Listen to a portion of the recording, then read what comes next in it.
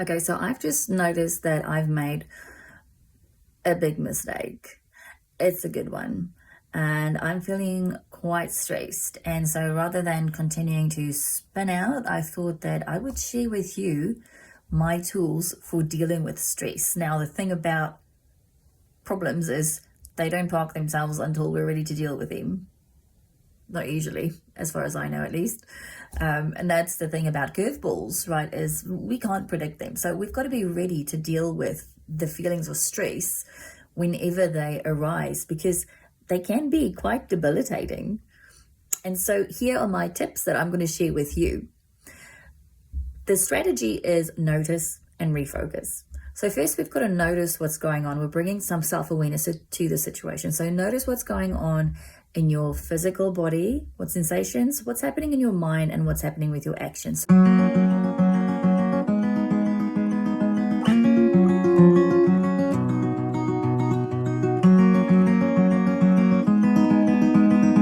Okay, so what's happening in my body? Well, I'm noticing that I feel a bit short of breath, like I'm not getting enough oxygen.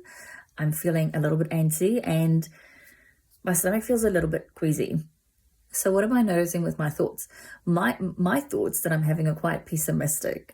So I'm noticing a bit of repetition around the thoughts that I'm having, and they are tending towards being quite pessimistic. So, saying things to myself like, this is so typical of you, Ansi, to make this mistake. Your whole life is a mess. Everything you touch it becomes a disaster, and your future is just doomed.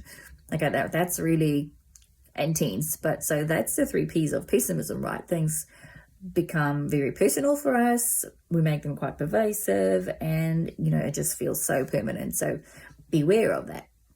And then I'm going to notice what's happening with my action. Well, nothing is a problem. I've been sitting here for an hour not doing any work, just stalling and procrastinating and stressing out. Really not a useful way to spend my time. So what am I going to do now that I've noticed what's happening in my body and my mind and with my actions? Well, I'm going to refocus. First, I'm going to refocus my body.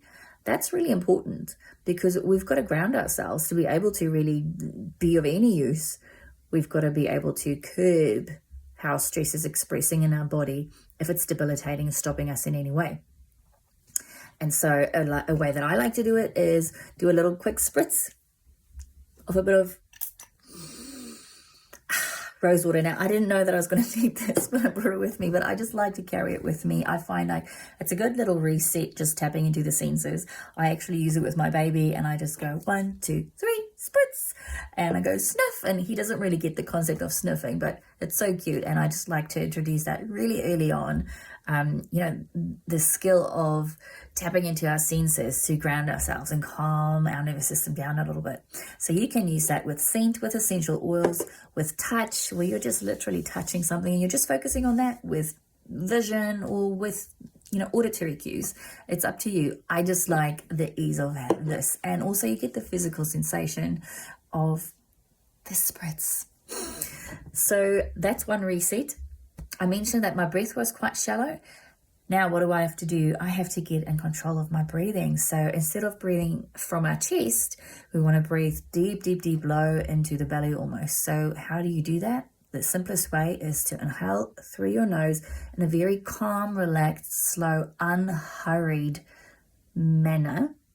Just feeling your stomach extend away from your spine, just drawing in. That action actually draws the breath in nice and low until it comes to what feels like a natural end, a natural conclusion. And then open your mouth and just slowly hiss out the air and let it all go until there's nothing left. So, and while you do that, just let your shoulders, just allow everything to just relax, just drop down and feel what it feels like to be relaxed.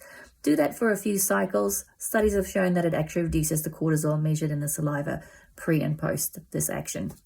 So yeah, do that for at least a minute or 6 cycles of breath. Now you've noticed and refocused with your body, you've got to look at the mind. Okay, so I mentioned that I'm having these repetitive thoughts. What can I do about it? Well, I'll acknowledge it, first of all. So, hello there. Yeah, does it feel good knowing I made this mistake? No. Is it okay and normal that I'm feeling stressed and I made a mistake? Yes, it's normal. It's human. Does it mean anything about my abilities, my personality, or my future? No, it doesn't. Okay, so I'm going to stop making it about that. I'm going to refocus.